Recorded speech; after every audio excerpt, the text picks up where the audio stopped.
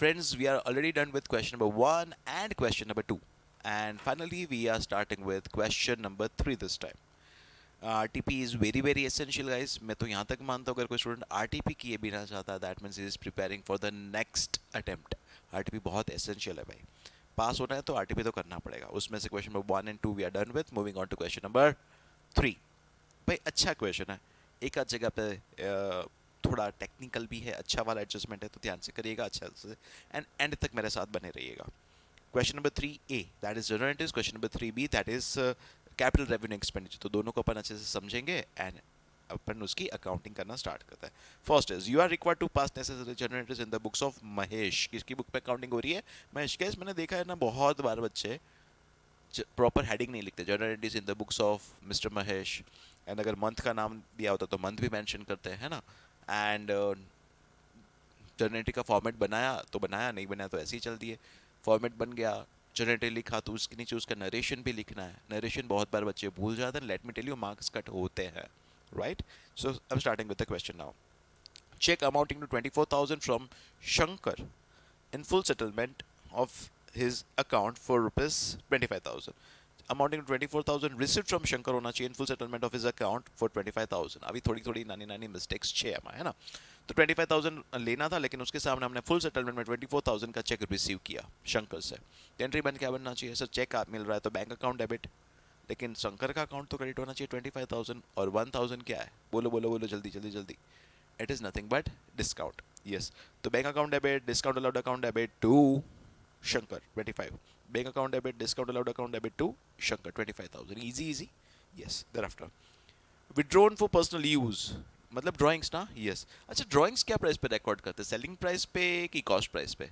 Drawings क्या price पे record करते हैं? सेलिंग प्राइस पे कि कॉस्ट प्राइस पे? जो गुड्स विड्रॉ हुआ ना उसका सेलिंग प्राइस तो 9,000 था लेकिन उसका कॉस्ट 6,000 था. मुझे ड्राइंग्स क्या प्राइस पे रिकॉर्ड करना चाहिए? कमेंट में लिखिए ना फटाफट. ड्राइंग्स क्या प्राइस पे रिकॉर्ड होना चाहिए? सेलिंग प्राइस पे कि कॉस्ट प्राइस पे? ऑफ कोर्स ड्राइंग्स रिकॉर्ड होना चाहिए बच्चा. पार्टी पहले आप लिखो उसके बाद बताओ. On cost price. Now 6,000 was the cost. 6,000 का गुड्स विड्रॉ हुआ. सिर्फ इतने एंट्री करना है तो drawings account debit to purchase account. ये तो सबको आवड़ता है. एंड देन कैश भी विड्रॉ हुआ तो drawings account debit to cash account.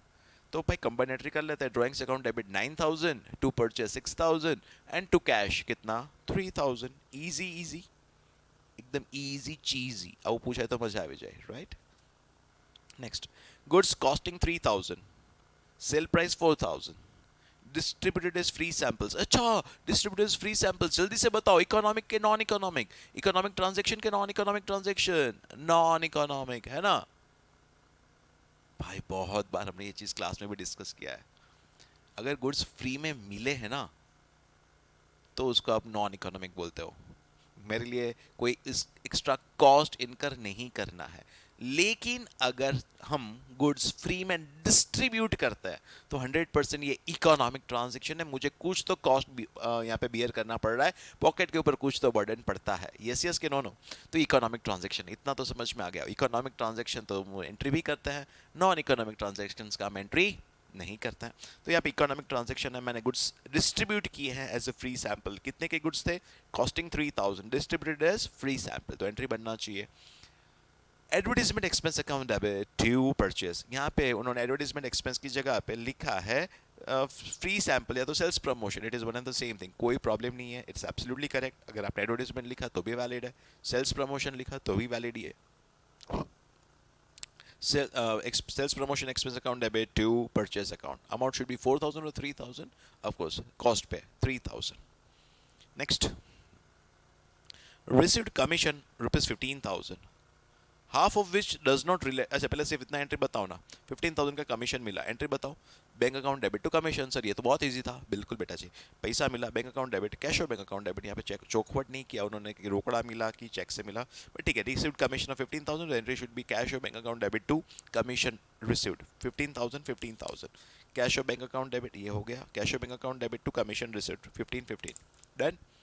But ना ये 15,000 जो मिला ना. अच्छा एंट्री भी समझते हैं. एक कैश अकाउंट में गया और पीएनएल अकाउंट क्रेडिट साइड हमने कमीशन रिसीव रिकॉर्ड कर दिया. बट नाउ कुछ क्लैरिफाई किया कि 15,000 के अंदर हाफ कमीशन जो है ना, half of which does not relate of current year. Of नहीं होना चाहिए, टू होना चाहिए. Relate to current year and is received in advance. तो यार ये 15,000 में से हाफ मतलब कितना 7,500 तो एडवांस में रिसीव हुआ है। आपने कमीशन रिकॉर्ड कर दिया, क्रेडिट कर दिया, इनकम मान लिया, ये तो, लेकिन ये तो लोचा है, तो कमीशन को क्या करना पड़ेगा, रिड्यूस करना पड़ेगा। तो what I am going to record is, मैं एंट्री पास करेगा commission account debit to commission received in advance, commission account debit to commission received in advance, कितना 7,500, commission account debit to commission received in advance, कितना 7,500। Sir क्या हम यहाँ पे combined entry पास कर सकते हैं? Answer is big big big yes, बिल्कुल कर सकते हो, बिल्कुल ऐसे एंट्री पास कर सकते हो। Bank account debit 15,000 to commission account 7,500 to commission received in advance 7,500, and ये बिल्कुल वैलिड है, कोई दिक्कत नहीं है, आपको पूरे मार्क्स मिलेंगे, रेस्ट अश्योर्ड। अगर ऐसे किया 2 एंट्री तो भी चलेगा, और एक कंट्री कर रहे हो कंबाइंड एंट्री तो भी कोई वांधा एब्सोल्युटली नहीं है, ठीक है। Move on. Now, income tax liability of proprietor rupees 18,500 was paid out of petty cash. Sir, income tax पे किया, income tax account debit. No, no, no, no, no.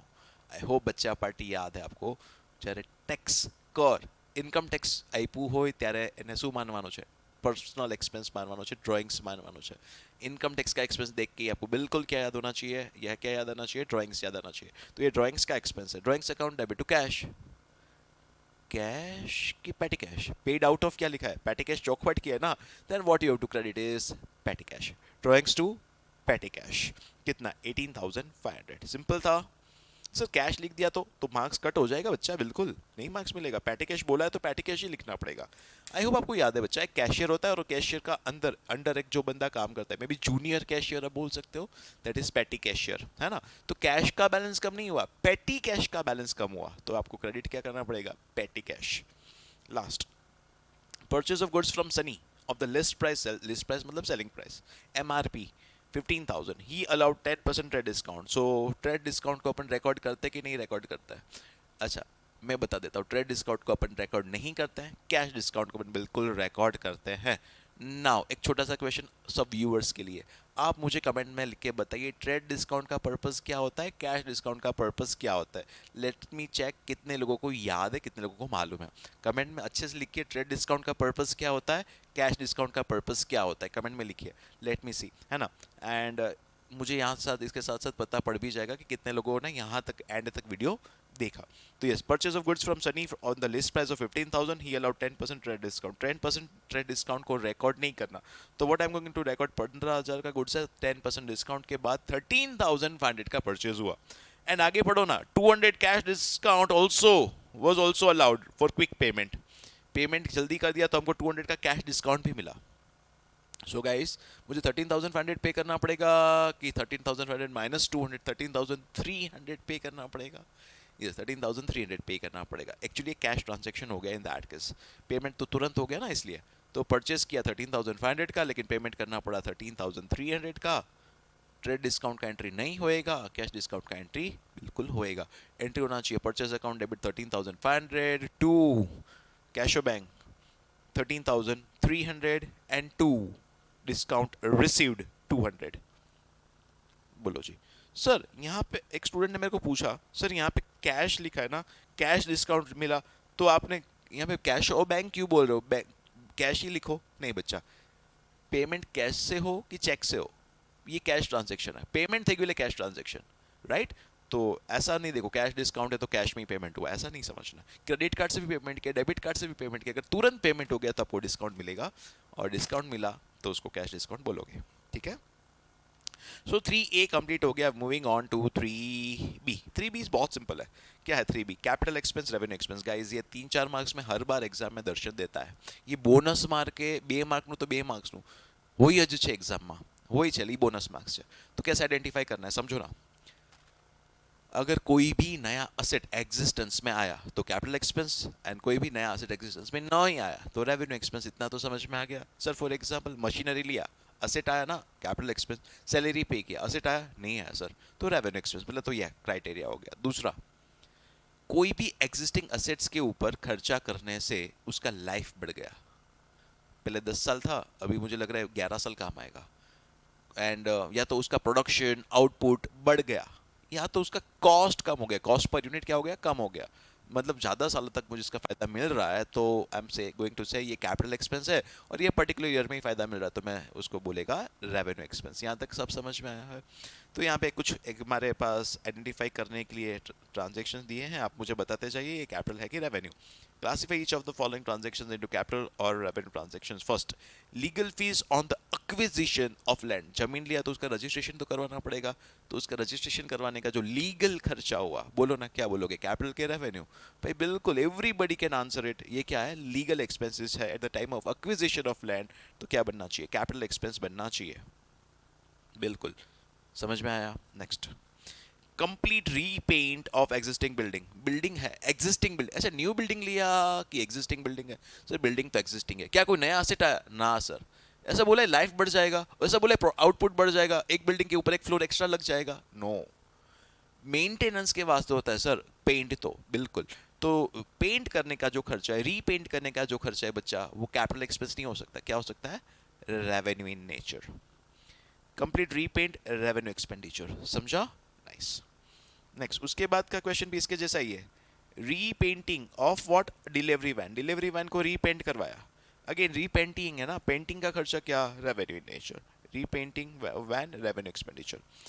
Providing drainage for a new piece of water extraction equipment. Providing drainage for new piece of water extraction equipment. હવે નવું equipment લીધું છે, એના માટે ડ્રેનેજની facility છે. You tell me, capital કે revenue? Capital ke revenue? Of course it has to be what? Capital expenditure.